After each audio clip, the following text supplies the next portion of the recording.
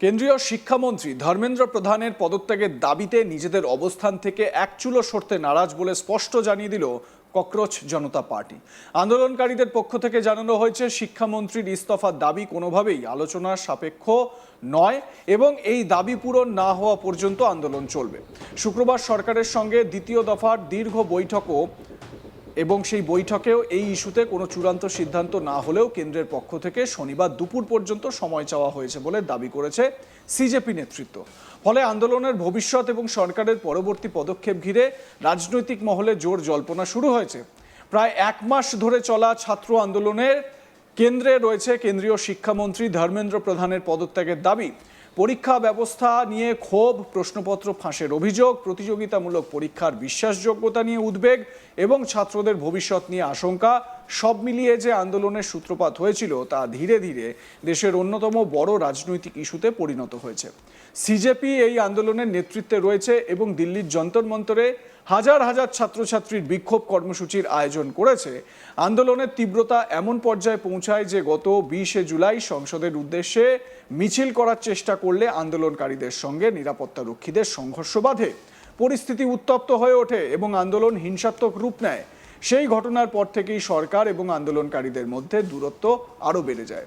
এই অচলাবস্থা কাটাতেই শুক্রবার দিল্লির কনস্টিটিউশন ক্লাবে সরকারের সঙ্গে দ্বিতীয় দফার বৈঠকে বসেন সিজেপি নেতারা।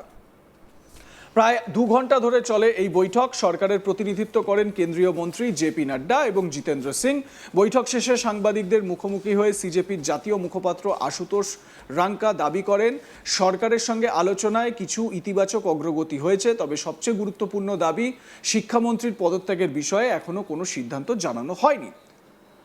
রাঙ্কা বলেন, ধর্মেন্দ্র প্রধানের পদত্যাগের দাবির বিষয়ে সরকার শনিবার দুপুর পর্যন্ত সময় চেয়েছে। তাদের আশা সরকার দ্রুত সিদ্ধান্ত নিয়ে শিক্ষামন্ত্রীকে সরিয়ে দেবে। তিনি স্পষ্ট ভাষায় বলেন, এই দাবিতে কোনো আপোষের প্রশ্নই ওঠে না। যদি সরকার এই দাবি না মানে তাহলে আন্দোলন আরও বড় আকারে ছড়িয়ে দেওয়া হবে। শুধু শিক্ষামন্ত্রীর পদত্যাগ নয়, সিজেপি আরও একাধিক দাবি সামনে রেখেছে। তাদের অন্যতম দাবি নিট পরীক্ষা নিয়ে মানসিক চাপে আত্মহত্যা করা পরীক্ষার্থীদের পরিবারকে 1 কোটি টাকা করে ক্ষতিপূরণ দিতে হবে। পাশাপাশি আন্দোলনে অংশ নেওয়া ছাত্রছাত্রীদের বিরুদ্ধে দায়ের হওয়া সমস্ত এফআইআর, মামলা এবং আইনি পদক্ষেপ প্রত্যাহার করতে হবে। বৈঠকের পরে আশুতোষ রাঙ্কা দাবি করেন, এই 2 দাবির ক্ষেত্রে সরকার নীতিগতভাবে সম্মতি জানিয়েছে, যদিও এ বিষয়ে সরকারের পক্ষ থেকে আনুষ্ঠানিকভাবে কোনো ঘোষণা করা হয়নি। অর্থাৎ সিজেপির যে মূল 3টে দাবি, সেই 3টে দাবির মধ্যে সরকার 2টো দাবি মেনে নেবে বলে সম্মত হয়েছে বলে জানাচ্ছেন সিজেপির অন্যতম নেতা। রাঙ্কার বক্তব্য অনুযায়ী সরকার ক্ষতিপূরণ এবং ছাত্রদের বিরুদ্ধে নেওয়া আইনি পদক্ষেপ প্রত্যাহারের বিষয়ে ইতিবাচক মনোভাব দেখিয়েছে, তবে এই সিদ্ধান্ত কার্যকর করতে কী প্রক্রিয়া অনুসরণ করা হবে তা নিয়ে এখনও বিস্তারিত কিছু জানানো হয়নি। ফলে এই প্রতিশ্রুতি কতটা বাস্তবায়িত হবে তা নিয়ে প্রশ্ন থেকেই যাচ্ছে। এ প্রসঙ্গে আপনাদের জানিয়ে রাখি যে কেন্দ্রীয় ক্যাবিনেট, কেন্দ্রীয় মন্ত্রিসভা, সেই মন্ত্রিসভার যে মিটিং হলো, সেই মিটিংয়ের পর প্রেসকে তো ব্রিফ করতে হয়। এই প্রেস ব্রিফিংয়ে কেন্দ্রীয় মন্ত্রী অশ্বিনী বৈষ্ণব তিনি এই প্রশ্নপত্র ফাঁস নিয়ে, নিট ইউজি প্রশ্নপত্র ফাঁস, ছাত্র আন্দোলনের যে দাবি সেইগুলো নিয়ে বহুবার প্রশ্ন করা হয়। যদিও সেই সমস্ত বিষয়ে, প্রশ্নপত্র ফাঁস এবং এই সংক্রান্ত বিষয়ে নিরুত্তর থেকেছেন কেন্দ্রীয় মন্ত্রী। একই সঙ্গে কোনো জায়গায় উত্তর দিতে গিয়ে তিনি বলেছেন যে কোনো রকম প্রশ্নপত্র ফাঁস হচ্ছে না। এবারে এখান থেকেই একটা প্রশ্ন ওঠে যে এখন এই মুহূর্তে কোনো প্রশ্নপত্র ফাঁস হওয়ার খবর পাওয়া যায়নি, কিন্তু 2 মাস আগে নিট ইউজির প্রশ্নপত্র তো ফাঁস হয়েছে, যার জেরে দ্বিতীয়বার পরীক্ষা নিতে হলো, যার জেরে ছাত্রদের এই আন্দোলন হলো, ককরোচ জনতা পার্টির এই আন্দোলন হলো, সোনাম ওয়াংচুক অনশনে বসলেন। তাহলে সেটা কি? আর এই প্রশ্নপত্র ফাঁস যে একটা সিরিয়াস ম্যাটার এবং কেন্দ্রীয় মন্ত্রিসভা বা কেন্দ্রীয় সরকার যে এটাকে গুরুত্ব সহকারে দেখছে, সেটা প্রমাণ হয়ে যায় মধ্যরাতে প্রধানমন্ত্রীর সেলফি মোডে নিজের একটি ভিডিও বার্তা দেওয়াতেই। অর্থাৎ কেন্দ্রীয় মন্ত্রিসভাতেও এটা নিয়ে যথেষ্ট আলোচনা হয়েছে, যদিও প্রেস ব্রিফিংয়ে এমন কিচ্ছু জানানো হয়নি। সরকার এবং আন্দোলনকারীদের মধ্যে তৃতীয় দফার বৈঠক শনিবার অনুষ্ঠিত হওয়ার কথা। সেই বৈঠকেই শিক্ষামন্ত্রীর পদত্যাগের দাবির বিষয়ে সরকারের চূড়ান্ত অবস্থান স্পষ্ট হতে পারে বলে মনে করা হচ্ছে।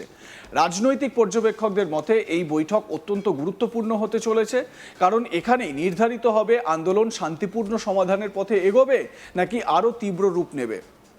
সিজেপি মুখপাত্র সৌরভ দাস কি জানাচ্ছেন শুনুন।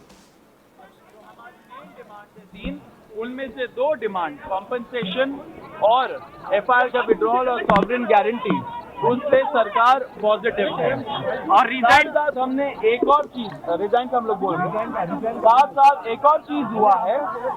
हम लोगों ने बोला कि दिल्ली पुलिस के द्वारा बहुत सारे यंग लड़के लड़कियां जो युवा है इस देश के, उनको कल रात से पूरे दिन और आज भी डिटेन किया जा रहा है कोई भी रीजन के बगैर। वो लोग जो जंतर मंतर से निकल के घर जा रहे हो, वो लोग जो जंतर मंतर के तरफ आ रहे हो, एंड वो लोग जो जैसे खाना पहुंचा रहे हो, ऐसे यंग लोगों को डिटेन कर रही है, लॉयर्स के साथ धक्का मुक्की कर रही है।